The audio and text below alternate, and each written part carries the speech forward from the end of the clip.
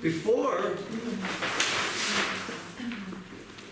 we get in, and what I do, and it's important, is before I teach true forgiveness, I teach false forgiveness.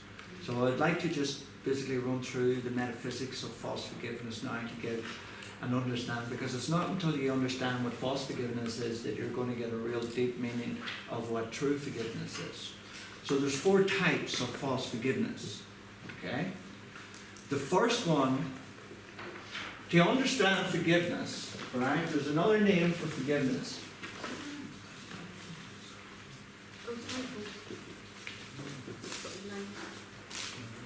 What does forgiveness mean?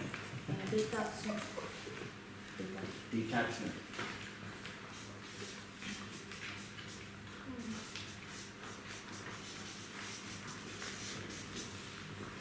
It's important to understand that when it comes to forgiveness, what it means. You're detaching. So there's 4 types of false forgiveness. And the first one is, and can be found in the great religions of this world, where we forgive the guilty sinners. And we're told we're good people for doing that. This is what Jesus taught. What's the problem with that? I mean that it's given another. There's no oneness. The separation. You're putting yourself above that. No, this is what's happening. The whole point of our spiritual identity is joining in oneness, yes? And the ego wants to prevent that happening. This is why false forgiveness has been so popular in the world. It's because, let's say, Chase, you say or do something, and I don't agree with it. I think it's not very good. It's not of God. Then I figure, right, forgiveness. I want to be a good person. I don't want God to condemn me to hell. So I'm going to forgive you for what you said. What I'm doing now, the moment that I forgive you, I detach from you. I create separation. Yeah. So every time you use false forgiveness, you're creating separation. So you have a couple of billion people in the Catholic Church down on their knees, creating separation every day by this false forgiveness. And the ego loves it. So you can see now, in metaphysics, stay out of the story, just look at the central meaning of what forgiveness means, detachment. Okay, so every time you forgive someone, you detach from them. You forgive what someone does, you detach still from that person. Same thing, no difference. And this is why in the Course, no one could understand then when Jesus said, forgive your brother for what he didn't do. What do you mean what he didn't do? I seen him doing it. And that's the whole point of forgiveness. Okay? Our reactions point to something.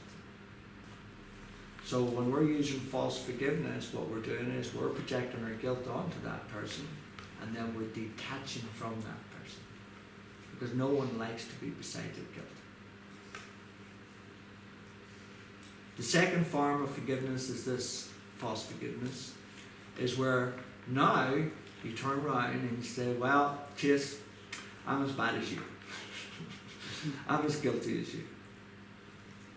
What's wrong with that? That's joining, isn't it? Yeah, joining in separation. Yes. Joining in darkness. The ego doesn't want you to join with anybody unless it's one of 4 things. Sin, guilt, fear, or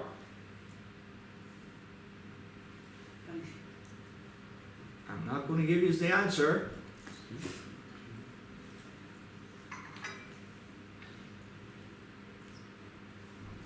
Come on now, think about it.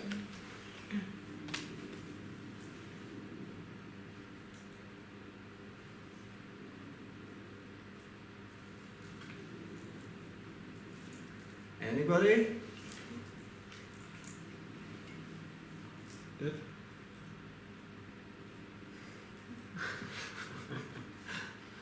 I'll pretend I didn't hear that. Nice try. Specialness. We knew all the time. Yes, of course you did know all the time. Specialness. Ego just loves that type of joining. So when you join with anybody in any of those four elements, you're basically now reinforcing the separation to yourself. When you join with anybody else in guilt or fear or sin, you're basically embracing the ego. And you're joining with this person, so you and this person now are basically the home of guilt. Ego loves that. The third type of false forgiveness, and you'll find all of these in the Song of Prayer. They're beautiful. The third type of false forgiveness is, what is it? Forgiveness to condemn, or forgiveness to blackmail. That's the last.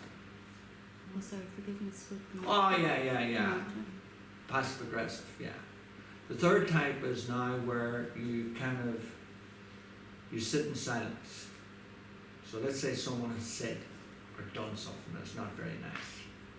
And what happens is you sit in silence now. And you take on this false image of this good person. You're godly. You're saintly. And anybody who's godly and saintly does not show their emotions. They suffer in silence inside. This is really describing the passive aggressive, where you could kill the person, but you don't want other people to see that you're an angry person, that you're a bad person, that you're ungodly. So you suffer in silence and you keep all of this inside. We have all done this. We all do this. Especially if you go to a group, an ACIM group, all right? Because there's no bigger judgments in this world than when people go to these types of groups.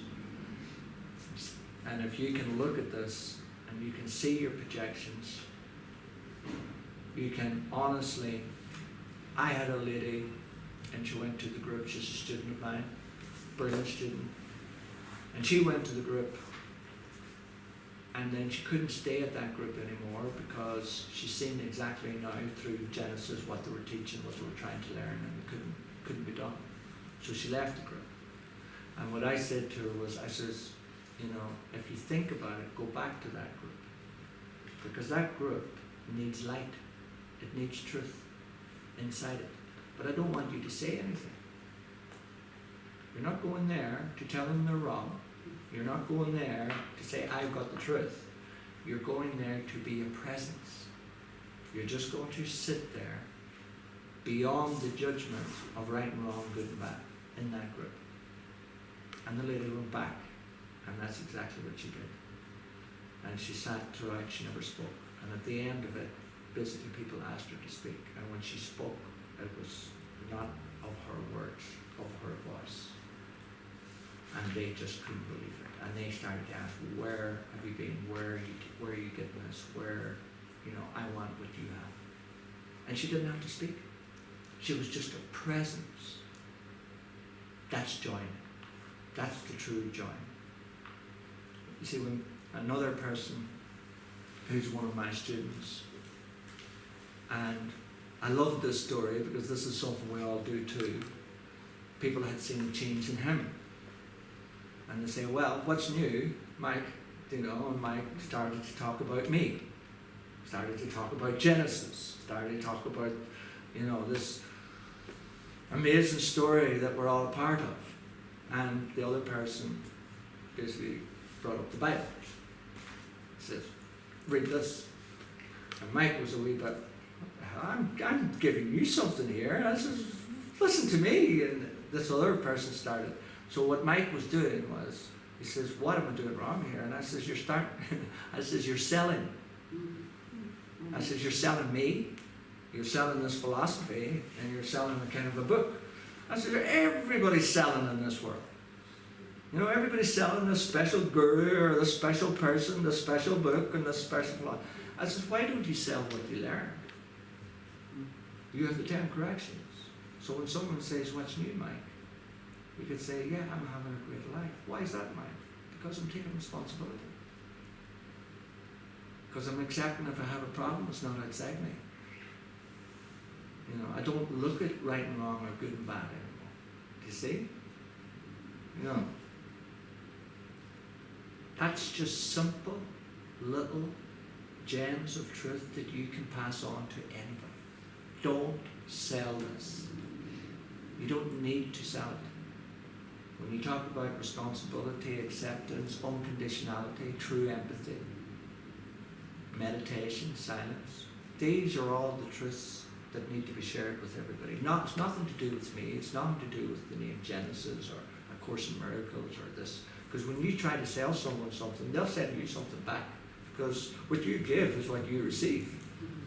You know, and if you're trying to basically put this up on a pedestal, then, you know, other people are going to take it down, and that's what was happening. So it's very, very important that when you're doing this work, don't try to sell anything to anybody. In fact, if you do the opposite, I don't think you'll be interested. You know, I'm doing this thing, but I don't think you'll be interested. Just watch the other person's curiosity rise then. But if you go the other way, you need to really do this, you have to do this, where does the other person go? As far away as possible. So this is all about, you know, how you present yourself and who you are and what you're doing in life. If you can present yourself out there and people talk to you, you know, and people will see change in all of you, if you embrace all of this, then it's giving you the opportunity to have a discussion about responsibility.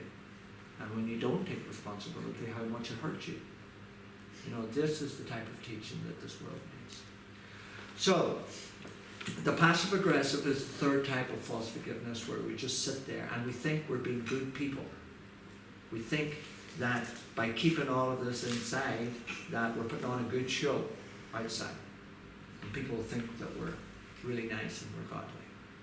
But the problem with this is really dangerous. Problem with the passive-aggressive. Passive-aggressive is probably one of the most dangerous ego tools that you can use. Because that energy is negative energy. It's rage, it's anger, it's guilt. And you're storing it here in your chest. And this is why people get lung cancer. People get all kinds of sickness around this area here. Because it means that you're storing all of this energy around your vital organs. There's not a worse place that you could hold. You know, and then people get a tight chest, stress, everything comes up. That's the signs of this energy being stored there. Have you ever seen a really angry person sick?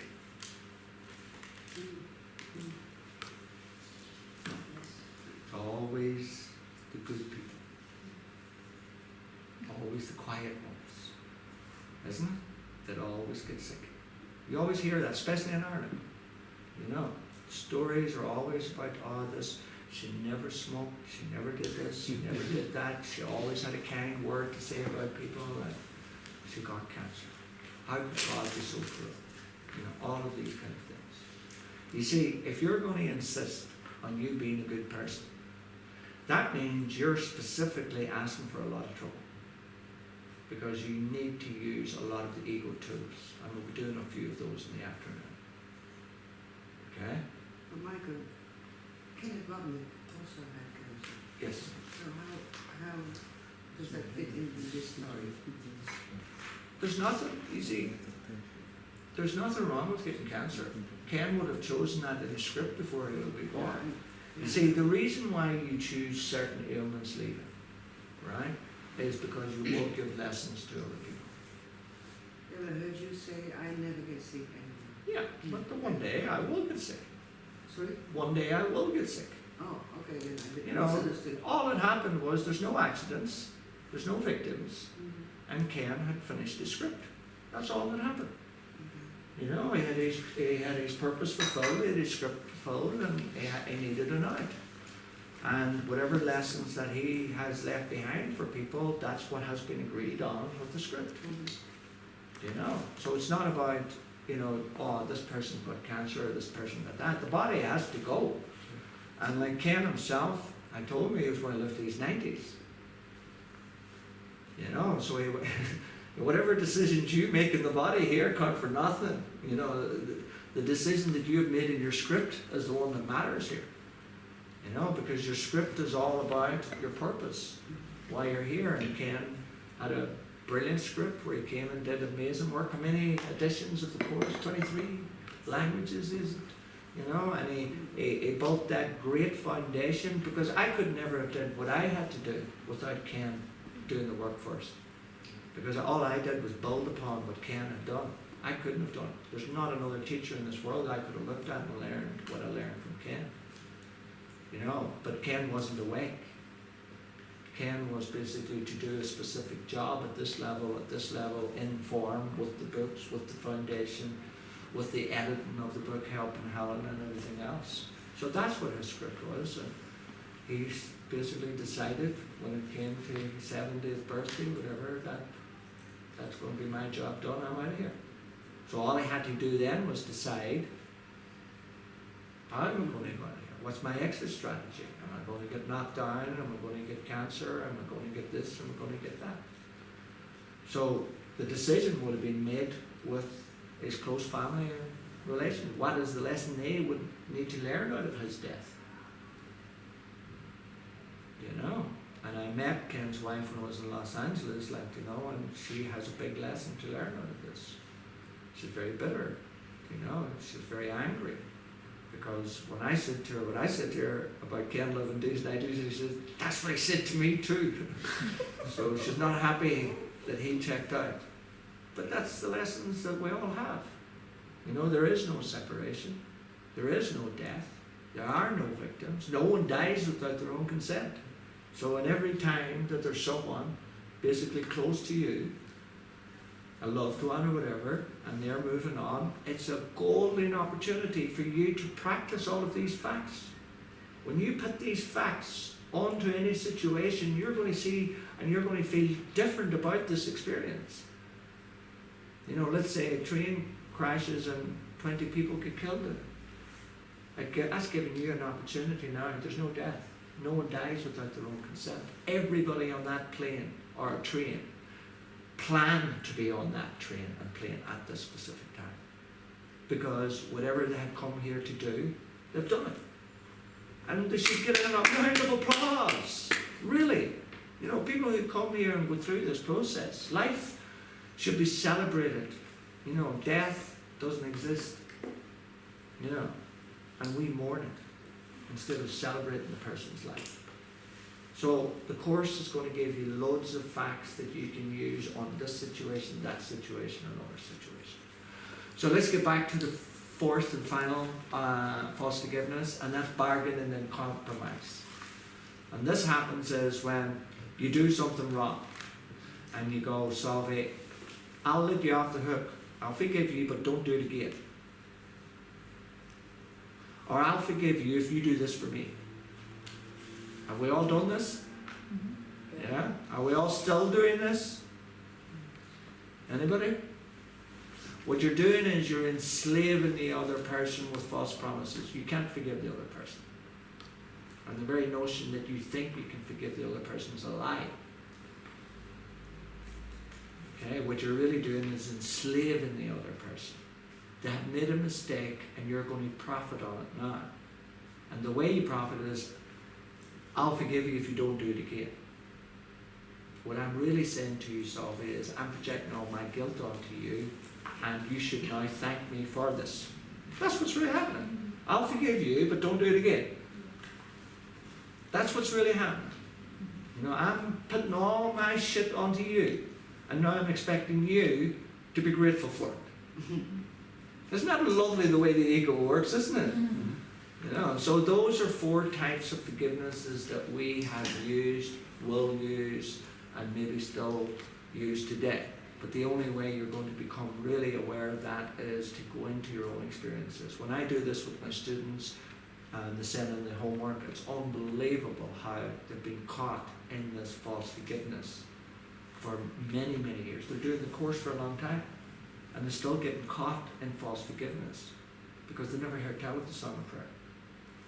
The Song of Prayer came into the course as the correction because everybody was getting forgiveness. They were all practicing false forgiveness. For those first 2 years of the early course, everybody fell into the trap of false forgiveness.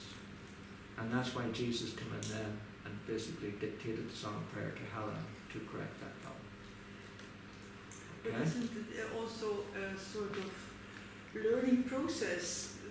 You go Yeah. through this Right. false forgiveness and still understand better and better what real forgiveness is. Yeah. And that's why we've all been doing this through opposites. It seems like the course is 50 years old now and everybody had to do everything basically wrong in it to learn this doesn't work. You know, intellectualization of the course is not working.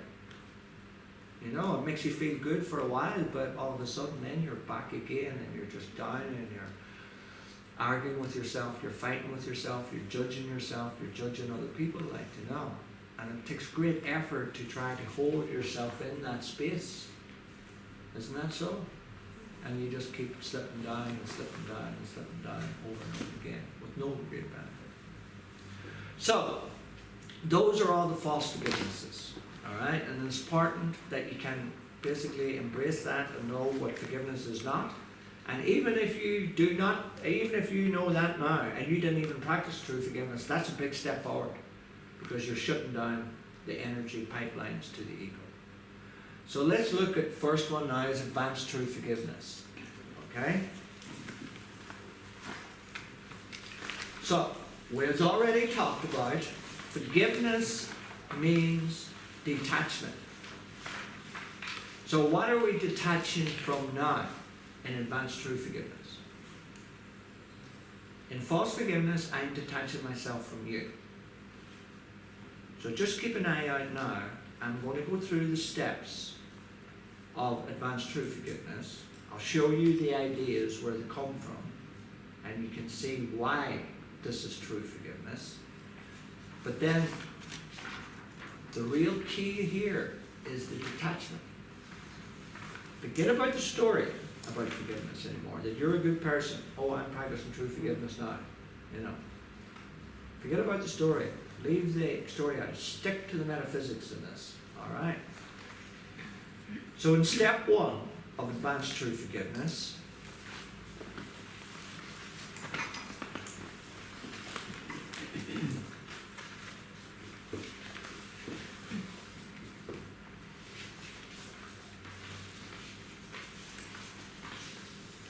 you need awareness. And where is awareness? Awareness is above level one. Okay?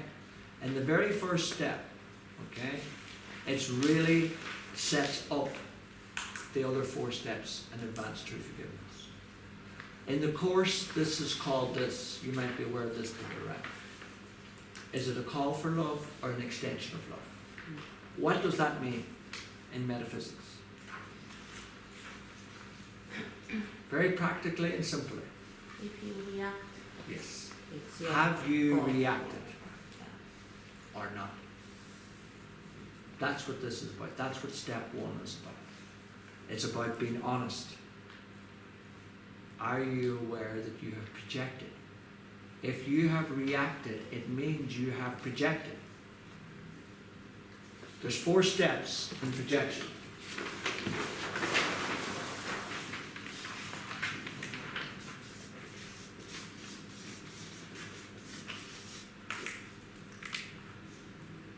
You have denial,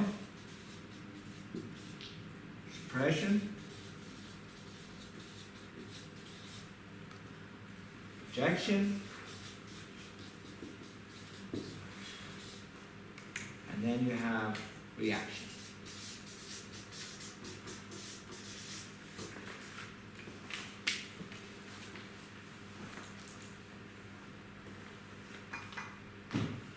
Okay?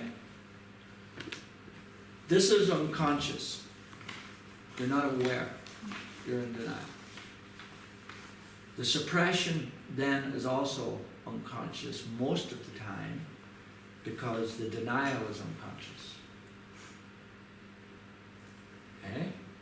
So sometimes it becomes conscious. You can feel that stress. You can feel that build-up of energy inside you. And you still won't. You'll still deny it. You won't do anything about it You'll let it linger there. You'll rationalize it maybe. And that'll keep it there. But eventually what's going to happen is you will project it out. So what is it that we're projecting out all the time? That we're reacting to? We don't want to feel. Hmm? We don't want to feel. Feel? You don't want to feel this? Yeah, maybe. That's Yeah, what but be specific. You see, there's another, basically, way this works also, is you have thoughts, produce emotions, produce behavior. Yeah? So what we're projecting out all the time is our unconscious thoughts. Our unconscious thoughts are basically sin, guilt, and fear. Now, that's the source of what we're projecting out. But what we're actually projecting out is this. These thoughts that are unconscious, this is the foundation for the ego thought system. That's what it's built upon, sin, guilt, and fear. Okay? These are unconscious. But the effects of these three thoughts are all, every single emotion in your body comes from one of these three thoughts. We'll be doing this tomorrow when we're doing the miracle. Okay? I just want to give you an overview. So the emotions come into the body, and let's say you can feel that anger coming into the body, which is coming from the thought of guilt. All anger comes from guilt. Okay, so you can feel the guilt, you don't feel the guilt, and all of a sudden this build-up of anger now, and you'll have a story going with this anger. It's a story that basically generates this anger. And then you project that anger on to the story. That's what we're all doing. Okay? There's a thing I'm going to talk about just for a second. It's the false image. And it fits in here, and I'm going to be doing more of this later. But it's very important that you know this. And some people think that this is a bit cruel. Some people think it's a bit, it's tough because it's the truth. We all have special relationships, yeah? And the dynamics and the motives in those special relationships are very important for you to understand. Because the two people in a special relationship, okay, have motives going on. Does anybody know what the motives is? There's two motives. Get and to get rid of. Yes. And you're seeking to get. Get love. No, I don't. That's attachment. You attach love there. You're seeking to get, and you're seeking to get rid of. Every person in your life, if they are on level 1 in the ego thought system, your family members, your work colleagues, everybody in your life, they have a motive. They're seeking to get something from you, and they're seeking to give you something. You are doing the same with everybody else. So what you're seeking to get, remember the 4 things the ego joining, what you're seeking to get is what? Specialness. So the way this works is this. Susan, I'm going to use you. I see Susan, blonde hair, beautiful looking, and I'm thinking, I fancy her. You know, that's a great one. I'm going to do everything I can now to woo and charm you. This is the dynamics of every special relationship, what's really going on. So I'm going to be the most charming, delightful, honest. I'm basically going to put my best persona out in front of you. And this is what we all do to try to entice you that I'm a good guy. When I'm doing this, what I'm also doing, I'm denying the other part of me. I'm keeping it hidden. It's kind of like if you have a house, we used to have a house and we had a good room. No one was allowed in the good room. That was for people who come were good people. But, well, we were, get out, that's a good room. Okay? So we were kind of in the bad room, or the dirty room. Is that a true story? Yes. Oh, my mum had a good room, yeah. And no one was allowed in that good room, especially the children. Like, we got in at Christmas for a couple of hours. That was it. But anyway, what I'm going to do here, I'm going to try and entice you. What I'm seeking from you is this. I'm seeking 4 things from you. I'm seeking to have my demands met, my expectations met, I'm seeking to have my desires met, and my needs met. That's why I'm doing all of this. That's why I'm putting so much energy. Now, from your perspective, if you're spiritually asleep, you're going to think, wow, he really loves me. But I'm doing this out of selfishness. But I don't know that I'm doing this out of selfishness. I think I'm being a good guy. I really like you. But this is what's going on behind the scenes in everybody. I don't know that I have these 2 motives. That's the thinking of the ego. I really honestly believe that I like you, I'm falling in love with you, and I want to be with you. But behind it, okay, what to me, what love is, if you love me, you'll meet my demands, my expectations, my needs, and my desires. But here's the turnaround. I never really wanted my needs met. I really did not want my demands, expectations met. Why? Yes. Because the moment that you don't, I get to really give you what I always wanted to give you, which was all my shit, my gift. That's why the special relationship's called the home of guilt in the course. The home of guilt. What makes it a home is this, is that myself and Susan join in specialness. And let's look at the marriage ceremony. I will love you and no other. The moment that I say I will love you and no other, I draw a circle around me and you. I create a separation with me and you that keeps everybody else separate.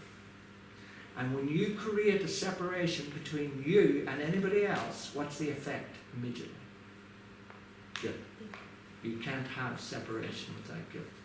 And what's going to eventually arise in this relationship with me and you is fear. It could be the fear, I don't want to be with you, but I don't want to leave because I don't want to be on my own. So fear can keep you in the relationship even when you want to leave. Fear of being alone. Fear of not being loved by someone. All of this. So you can see in the marriage ceremony itself, with the words that's used, that's what the special relationship is. I will love you no other. The moment that happens, a circle is drawn around both of us. And this circle, everything inside it now becomes a home of guilt. That's the special relationship. That's the dynamics that's going on in every relationship. Everybody's seeking for specialness, and everybody's seeking to get rid of their guilt. This is why people love rumors, bad stories about people. Everybody jumps on the train because everybody now gets to project their guilt onto that person. Oh, that's a bad person. Everybody loves this. They love to hear controversy. They love to hear scandal. You know, as a nation we do it. You know, in America at the moment is Trump. You know, God bless him, like he's doing everything he said he was going to do. Didn't he? Isn't he? You know, I mean, he told everybody what he was going to do. Everybody voted him in. And now he's doing what everybody said. You know, and he's the first. The beauty about Trump is he's not a politician. You know, he's a businessman. And, you know, his honesty is causing a lot of problems. Honesty in this world will cause problems for you too, doesn't it? You can see it's like responsibility. Cost me at least 3 jobs. But here's the thing, it's self-honesty. It's self-honesty, and we'll be talking about that. This is what self-honesty is. Okay? A.T.F is self-honesty. Complete forgiveness is self-honesty. These are all the practice of self-honesty. So, thoughts produce emotions, produce behavior. So, let's say an A.T.F, what's happening is, I have the thoughts of sin, guilt, and fear. Okay? They're unconscious, and I'm projecting the effects of these three onto the story. So let's say, Chase, you said something, and I reacted. I reacted with anger, even annoyance. Remember, anger and annoyance is the same. There's no hierarchy of illusions. Okay, so I react.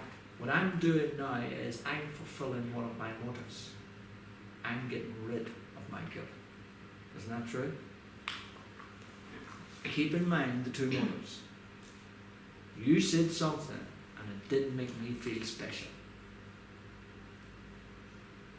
Yeah? And that's what I loved. That's what the ego loves.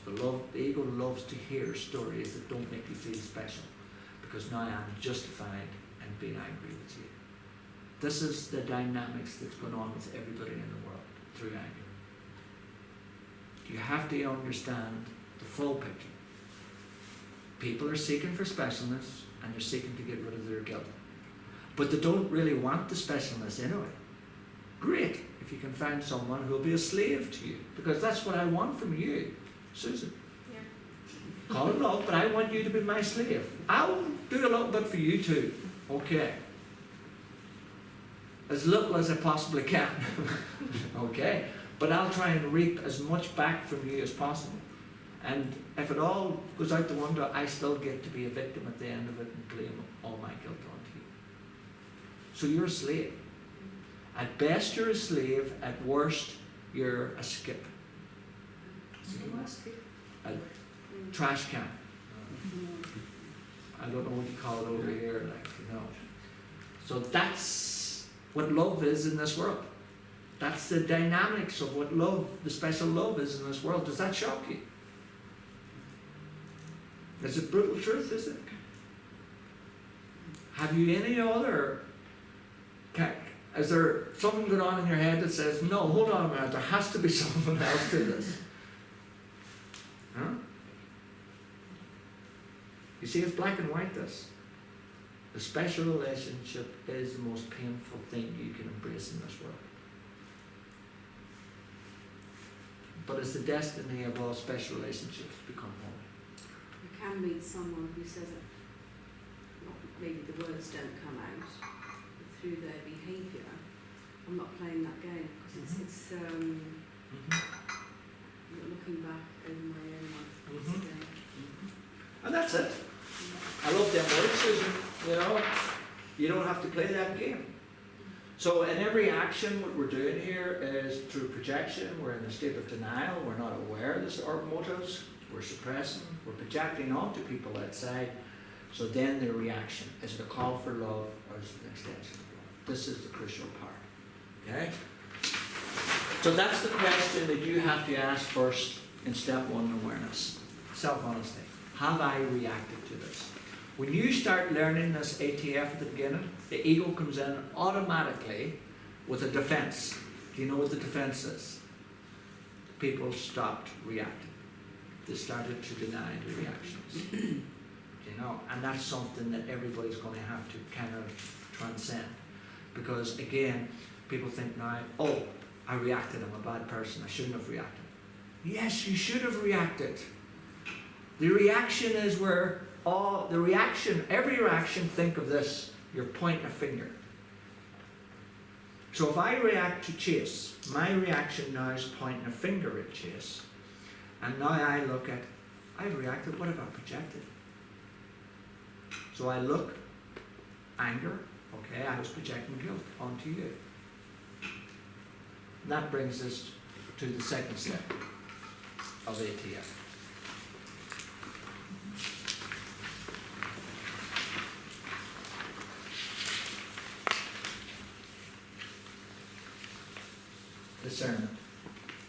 And you can see discernment's one of the 10 corrections also. So, in this step now, if you have admitted yourself honesty, you say, right, I've reacted, I've projected, so I need to find my projection. What is it exactly? What you see in another is what you have not forgiven in yourself. That's the projection, that's the reaction. So what I see, right, in Chase is guilt. Because anger, as we know, anger is your attempt to displace your guilt onto someone else. We know that for a fact. It's a metaphysical fact. So what I see now in Chase is what I am still attached to with the ego. Remember what I said, detachment?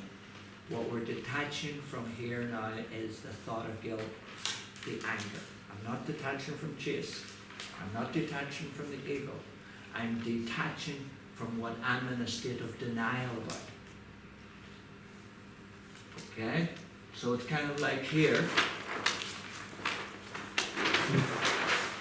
I don't know I'm in a state of denial. Don't know. I don't know that I've suppressed. I don't even know that I've projected. All of this is unconscious. So what's my first clue? The reaction. The reaction now will show me the original denial. That's the only way we can get into the unconscious mind to basically start taking apart sin, guilt, and fear, these three thoughts. Because it's sin, guilt, fear is the belief in separation. You take that down, you take the whole ego thought system down. It's that simple. So the reaction will always point to the denial. Let's say you're feeling lonely. It's an emotional response, isn't it? It's an emotional reaction. So what's the truth of loneliness? So bad. Hmm? Sin. Sin. So sin has a whole list of emotions, because when you read sin in the Course, it means separation. So when you separate yourself from someone, it brings up a whole lot of emotions. Then the effect of sin is guilt. And then guilt has a whole list of emotions. Then fear has a whole list of emotions. And the good thing is we're going to give you all of those emotions. Because what you're doing is you're projecting these emotions onto every story in your life. That's what keeps you connected to the ego thought system. Let's say this was my family. Alright? And there were 15 in my family. How many's here? There were 13. Yeah. So I have a story going on with Susan. Maybe Susan's my oldest sister. I have a story going on with Peter, my younger brother. I have an emotional attachment to every single person in my life. And guess what the emotional attachments are? Sin, guilt, fear, and just specialness. That's what binds you to the ego, is all these emotional attachments that you have projected onto everybody in your life. And the beauty about this is those emotional attachments now can be turned around, and you can turn every one of these relationships into true love. That's what the beauty of all of this is. So, what we're after here is the reaction. My reaction to what Chase said points to my guilt that I have displaced onto him.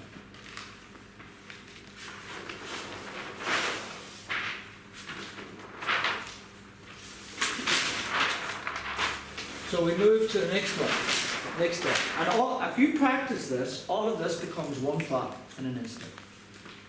That's when you know you have this mastered. So we move to the next step.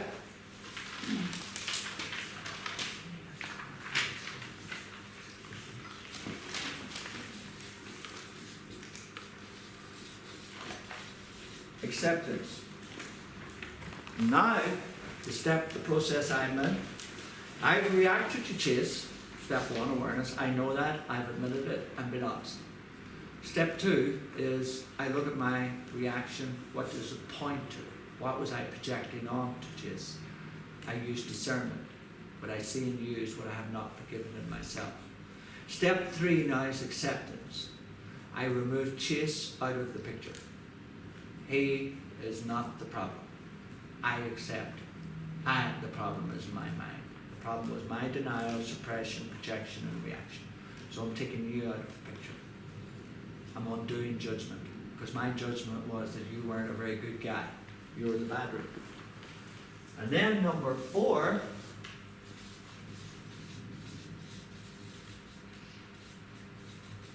responsibility.